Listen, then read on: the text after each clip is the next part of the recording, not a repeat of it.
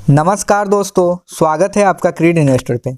दोस्तों, आज की इस वीडियो में हम बात करेंगे रसिया एंड यूक्रेन के जियोपॉलिटिकल टेंशन बढ़ने पर दो स्टॉक्स में तेजी आ सकती है, जिससे एक बाय करने का एक अच्छा मौका मिल सकता है।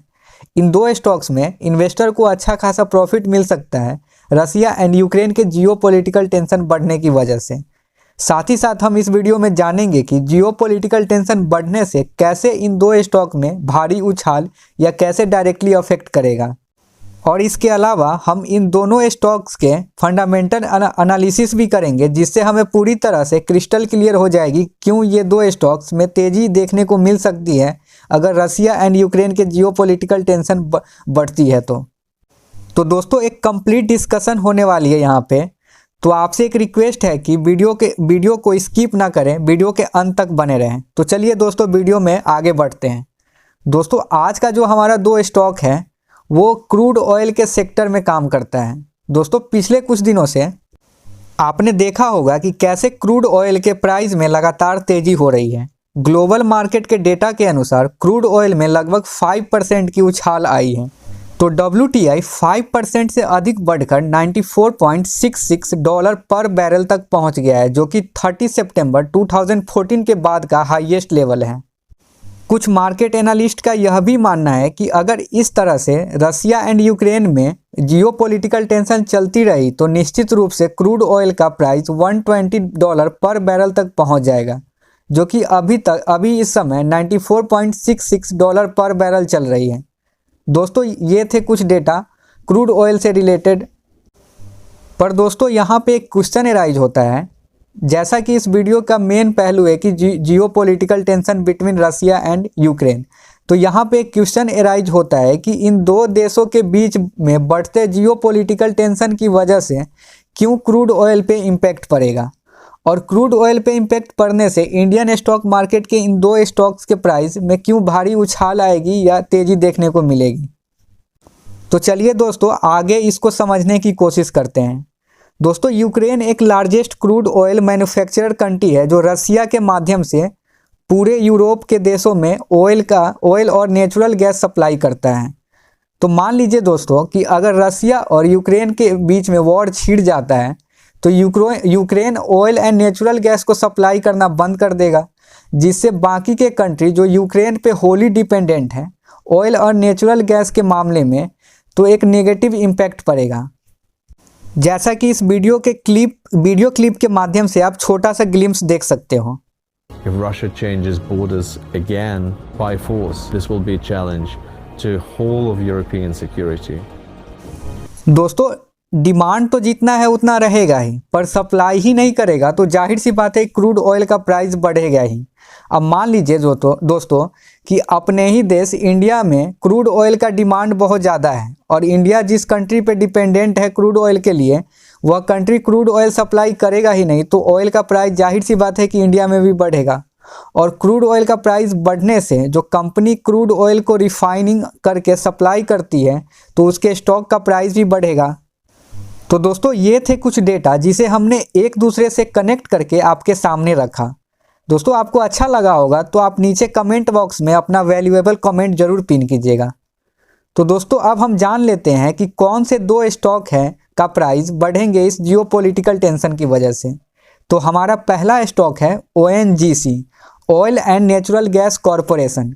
दोस्तों, ONGC इंडिया की largest crude oil and natural gas company है, जो कि इंडियन डोमेस्टिक प्रोडक्शन में 71% की कंट्रीब्यूशन करती है। दोस्तों, यहाँ पे एक चीज़ तो क्लियर हो जाता है कि 71% का डोमेस्टिक प्रोडक्शन के कंट्रीब्यूशन की वजह से इस कंपनी को बहुत फ़ायदा मिल सकता है जियोपॉलिटिकल टेंशन के कारण आने वाले दिनों में। अब हम कंपनी के फंडामेंटल्स को देख लेते हैं। दोस्तों, ONGC एक लार्ज कैप कंपनी है जिसका मार्केट कैप है 2,11,537 करोड़। स्टॉक PE है 4.93, बुक वैल्यू है 197 रुपीज़, ROCE 9.95 है एंड ROE 7.39% है। रिटर्न ओवर 5 ईयर नेगेटिव में देखने को मिल रही है, जो कि -2.64% है, एंड रिटर्न ओवर 1 ईयर 73.4% है, जो कि एक अच्छी खासी रिटर्न दी है कंपनी ने एक साल के अंदर में। दोस्तों ONGC एक डिविडेंड यील्ड के मामले में एक अच्छी कंपनी मानी जाती है। कंपनी का डिविडेंड यील्ड है 3.27%। कंपनी के ऊपर डेट यानी कि कर्ज है 1,22,592 करोड़, जो कि बहुत ज़्यादा है। पर साथ ही साथ कंपनी के पास रिजर्व्स हैं 2,41,777 करोड़, जिससे कि कंपनी अपने डेट को कंपनी जब चाहे चुका सकता है। कंपनी में प्रोमोटर्स की होल्डिंग है 60.4% एंड लास्ट में करेंट मार्केट प्राइस है 167 रुपीज़ है। नेक्स्ट कंपनी है हमारा दोस्तों ऑयल इंडिया लिमिटेड। दोस्तों oil India crude oil exploration और प्रोडक्शन के मामले में दूसरा सबसे बड़ा कंपनी है ONGC के बाद। प्रेजेंटली ऑयल इंडिया का 76% रेवेन्यू क्रूड ऑयल से आता है। ऑयल इंडिया का स्टेक यानी कि हिस्सेदारी लगभग 5% इंडियन ऑयल कॉरपोरेशन लिमिटेड के अंदर भी है, जिससे कि अगर ऑयल इंडिया में तेज़ी आती है तो चांस है कि इंडियन ऑयल कॉरपोरेशन IOC में भी तेज़ी देखने को मिल सकती है। दोस्तों अब हम कंपनी के फंडामेंटल्स को देख लेते हैं। दोस्तों यह एक मिड कैप कंपनी है जिसका मार्केट कैप है 24,855 करोड़, स्टॉक PE 5.54 है, बुक वैल्यू है 259 रुपीज़ है, ROCE 14% एंड ROE 16.3% है। रिटर्न ओवर 5 ईयर है 0.54% है एंड रिटर्न ओवर 1 ईयर है 98.2%।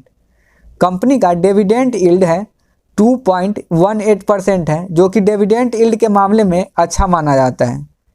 कंपनी पे डेट यानी कि कर्ज है 17,049 करोड़ एंड कंपनी के पास रिजर्व्स है 27,041 करोड़। कंपनी में प्रोमोटर्स की होल्डिंग है 56.7% एंड करेंट मार्केट प्राइस अभी चल रही है 227 रुपीज़। तो दोस्तों ये थे दो स्टॉक या कंपनी कह सकते हैं जिसे रसिया एंड यूक्रेन के बीच जियोपॉलिटिकल टेंशन के बढ़ने से इन दो स्टॉक्स में तेज़ी देखने को मिल सकती हैं। तो दोस्तों बस फिलहाल वीडियो में इतना ही। मुझे उम्मीद है कि आप इस वीडियो को शुरू से अंत तक जुड़े रहे होंगे, इसके लिए आपका बहुत बहुत धन्यवाद। दोस्तों इस वीडियो में मैंने कोशिश की है कि आपको आसान भाषा में चीज़ों को समझाने की। आशा है कि आपको अच्छा लगा होगा। दोस्तों आप इस चैनल को सब्सक्राइब भी कर सकते हैं ताकि इस तरह के कंटेंट आपसे मिस ना हो, और हमारा काम आपको पसंद आया होगा तो वीडियो को एक लाइक और शेयर ज़रूर कीजिएगा। धन्यवाद दोस्तों।